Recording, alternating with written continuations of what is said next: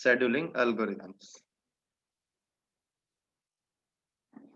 So as we have discussed earlier, scheduling means to manage the processes into the system for execution, because we are dealing in the multi processing environment जहाँ पे बहुत सारी processes होती हैं आपके system के अंदर जिनको हमें execute करना होता है। अब उन processes के अंदर आपको क्या करनी पड़ती है, शेड्यूलिंग करनी पड़ती है, उनका एक प्रॉपर शेड्यूल मेंटेन करना पड़ता है जिसके अकॉर्डिंग क्या होती है वो प्रोसेसेस एग्जीक्यूट होती हैं। ठीक है जी, कि कौन सी प्रोसेस है वो कब एग्जीक्यूट होगी, किसको बीच में सस्पेंड करना है, किसको रिज्यूम करवाना है। ठीक है, यानी कि completely we have to manage the CPU capability. ठीक है, so that maximum processes can be executed. ठीक है जी, तो उसी के अकॉर्डिंग हम तो जो मैनेज करने की जो प्रोसेस है, जो शेड्यूलिंग है, इसकी कुछ एल्गोरिथम्स होती हैं। ठीक है जी, उन एल्गोरिथम्स के बेसिस के ऊपर क्या होता है, आपकी प्रोसेसेस शेड्यूल होती हैं सिस्टम के अंदर। ठीक है जी, सीपीयू को किस तरह से किस प्रोसेस के ऊपर शेड्यूल करना है, तो वो कुछ एल्गोरिथम्स है वो डिफाइन करते हैं। तो we will discuss this scheduling algorithms one by one with examples.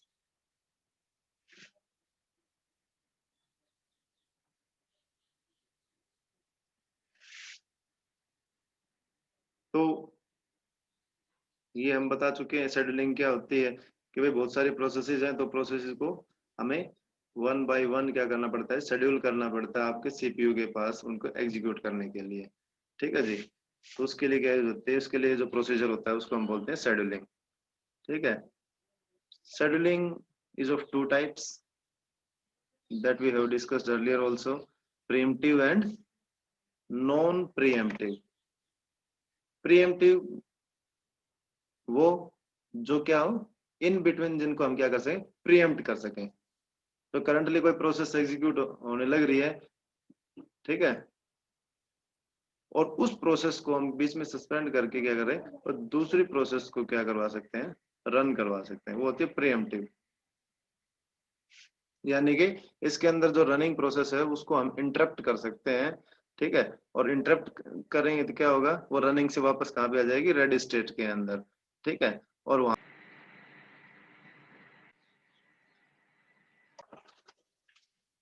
तो प्रीएम्प्टिव शेड्यूलिंग के अंदर क्या होता है, तो करंटली प्रोसेस जो एग्जीक्यूट हो रही है उसको हम होल्ड करके सस्पेंड करके वापस रेडी स्टेट में भेज देते हैं, और वहां पे क्या करते हैं हम, फिर सीपीयू के पास दूसरी प्रोसेस को शेड्यूल कर देते हैं।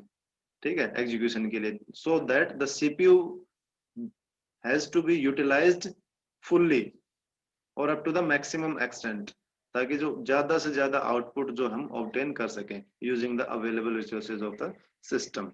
ठीक है, that is what the actual purpose of scheduling is. ठीक है कि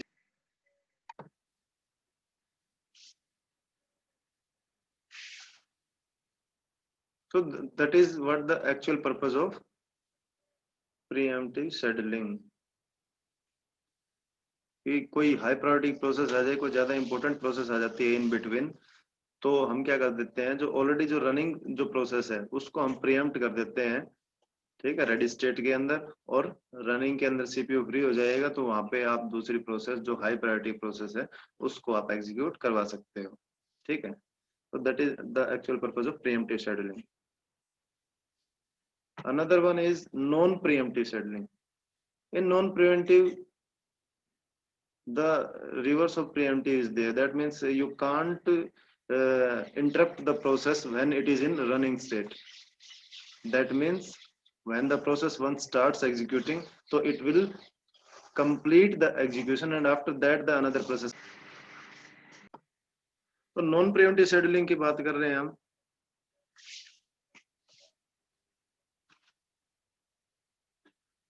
नॉन प्रिएम्प्टिव शेड्यूलिंग के अंदर क्या बताया कि भाई प्रोसेस एक बार एग्जीक्यूट होने स्टार्ट हो गई तो that process will not be suspended in between the execution, when the execution will complete, only after that आप दूसरी प्रोसेस को एग्जीक्यूट करवा सकते हो सिस्टम के अंदर। यानी दैट इज नॉन प्रीएम्प्टिव। जब तक कंप्लीट नहीं हो जाती प्रोसेस तो you can't terminate the process, you can't suspend the process. In between. ठीक है जी। तो इसका सीधा सा मतलब यही है कि जब तक प्रोसेस आई एग्जीक्यूशन के लिए सिस्टम के पास, एग्जीक्यूट होने स्टार्ट हो गई, and when execution will complete, तो क्या हो जाएगा आपका आपकी प्रोसेस टर्मिनेट हो जाएगी, उसके बाद में ही दूसरी प्रोसेस आएगी सिस्टम के अंदर।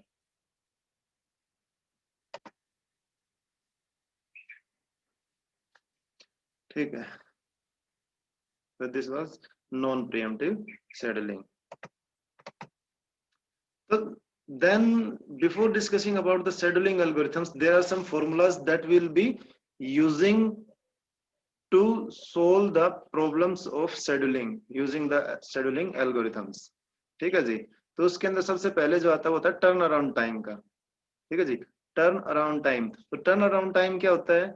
आपका वेटिंग टाइम प्लस आपका बर्स्ट टाइम, कितनी देर प्रोसेस ने वेट किया और कितने उसके एग्जीक्यूशन में टाइम लगा, एग्जीक्यूशन टाइम। ठीक है, दोनों को मिला के जो टाइम बनेगा that is turn around time. या दूसरा क्या है? Completion time minus arrival time. किस टाइम पे प्रोसेस कंप्लीट हुई और किस टाइम पे प्रोसेस एंटर हुई थी सिस्टम के अंदर, जो रेडी स्टेट के अंदर। ठीक है जी, तो that total time is known as the turnaround time. दूसरा क्या होता है आपका? Waiting time. तो वेटिंग टाइम आपका क्या होता है? आपका turnaround time minus burst time, यानी कि टोटल टाइम कितना लिया प्रोसेस ने सिस्टम के अंदर और उसमें से कितनी देर के लिए वो एग्जीक्यूट हुई। तो एग्जीक्यूशन टाइम को हटा देंगे तो बाकी क्या रह जाएगा आपका? Waiting time. ठीक है जी, जितनी देर के लिए टाइम के लिए क्या किया प्रोसेस ने, वेट किया। दूसरा क्या है?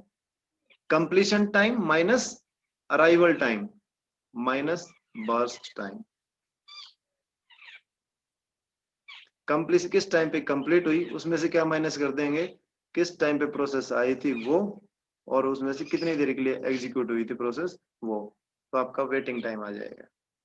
ठीक है जी। तो generally the problems that are based on the CPU scheduling algorithms, तो उसके अंदर दो चीजें पूछी जाती है, turnaround time and waiting time. और दूसरा क्या होता है? Average turnaround time and average waiting time. तो एवरेज तो निकालना you know very well, the total number of processes will divide the waiting time, तो आपका एवरेज वेटिंग टाइम आ जाएगा। ऐसे ही टर्न अराउंड टाइम को अगर टोटल नंबर ऑफ प्रोसेसेस से डिवाइड कर देंगे तो एवरेज टर्न अराउंड टाइम आ जाएगा। ठीक है। So there comes the first algorithm for CPU scheduling, that is first come first serve, FCFS. As the name suggests, in FCFS scheduling algorithm, whatever the process will come first into the system will be executed first। यानी कि जो process पहले system के अंदर आएगी वो पहले execute होगी, जो बाद में आएगी वो बाद में एग्जीक्यूट होगी। यानी कि sequential execution is there in first come first serve CPU scheduling. यानी कि इसके अंदर there is a ready queue. ठीक है जी, एक क्यू है, क्यू का मतलब लाइन, एक कतार है। ठीक है, उस लाइन के अंदर क्या होता है, आप जब भी कोई नया ऑब्जेक्ट आता है तो क्यू के एंड पे जाता है। ठीक है, लाइन बनती चली जाएगी, लाइन के एंड में नई प्रोसेसेस जो है ऐड होती चली जाएंगी क्यू के अंदर। ठीक है, और क्यू में से आगे से प्रोसेसेस एग्जीक्यूट होने स्टार्ट हो जाएंगी। ठीक है जी, यानी कि जो पहली प्रोसेस आएगी वो पहले एग्जीक्यूट स्टार्ट हो जाएगी, फिर बाकी प्रोसेसेस क्यू के अंदर ऐड होती चली जाएंगी। ठीक है, और जैसे ही फर्स्ट प्रोसेस कंप्लीट होगी तो सेकंड प्रोसेस एग्जीक्यूट होगी, वो कंप्लीट होगी थर्ड प्रोसेस, फोर्थ प्रोसेस, ऐसे सीक्वेंशियल एग्जीक्यूशन चलेगा FCFS एल्गोरिथम के अंदर। ठीक है जी, इसके अंदर क्या है, ये एक नॉन प्रीएम्प्टिव है, क्योंकि जब FCFS का मतलब फर्स्ट कम फर्स्ट सर्व है, तो जाहिर सी बात है जो प्रोसेस पहले आएगी वो कंप्लीट होने के बाद ही दूसरी प्रोसेस क्या आएगी, एग्जीक्यूशन के लिए आएगी सिस्टम के अंदर। ठीक है, that is first come first serve algorithm. This is the example based on FCFS algorithm. इसके अंदर क्या है आपका, ऊपर वाले डायग्राम में देखो प्रोसेसेस दी हुई है आपकी, process P0, P1, P2, P3, these are the process names. ठीक है, प्रोसेस के नाम है। This is the arrival time, P0 का अराइवल टाइम 0 है, P1 का 1, P2 का 2 एंड P3 का 3। देन एग्जीक्यूट टाइम या बर्स्ट टाइम बोल सकते हो, आपको कितनी देर के लिए एग्जीक्यूट होगी। तो इसका 5, 3, 8, 6 है इन प्रोसेसेस का रेस्पेक्टिवली। देन सर्विस टाइम, ठीक है जी।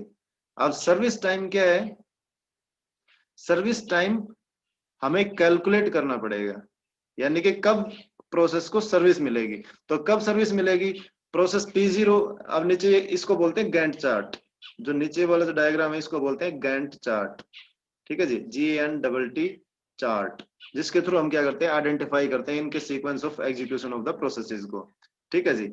तो अब इसके अंदर गैंट चार्ट के अंदर देखो आप, प्रोसेस P0 है वो 0 टाइम के ऊपर आई थी, अराइवल टाइम उसका 0 है, तो 0 पे आते ही वो एग्जीक्यूट होने स्टार्ट हो जाएगी, ठीक है जी। उसका एग्जीक्यूशन टाइम क्या है, 5 है, यानी कि 5 टाइम तक वो क्या होगी, एग्जीक्यूट होगी, क्योंकि नॉन प्रीएम्प्टिव है, तो बीच में वो टर्मिनेट प्रोसेस नहीं होगी, एक बार जो एग्जीक्यूट होने स्टार्ट हो गई वही एग्जीक्यूट होगी। तो प्रोसेस P0 5 टाइम तक एग्जीक्यूट होगी, उसके बाद प्रोसेस P1 आई, 1 अराइवल टाइम 1 है, तो फिर वो एग्जीक्यूट होगी, सेकंड ये आई थी, ठीक है। तो P1 एग्जीक्यूट होगी, उसका एग्जीक्यूशन टाइम 3 है, ठीक है।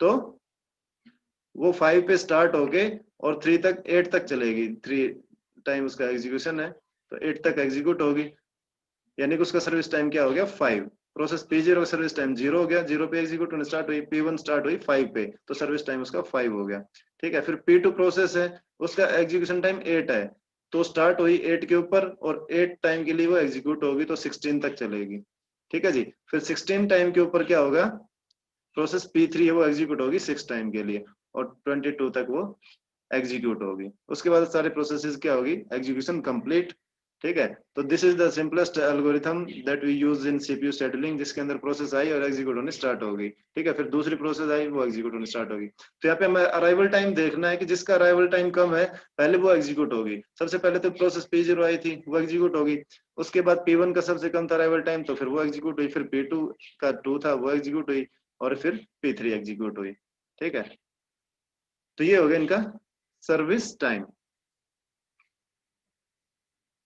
अब इसके अंदर आपको वेटिंग टाइम और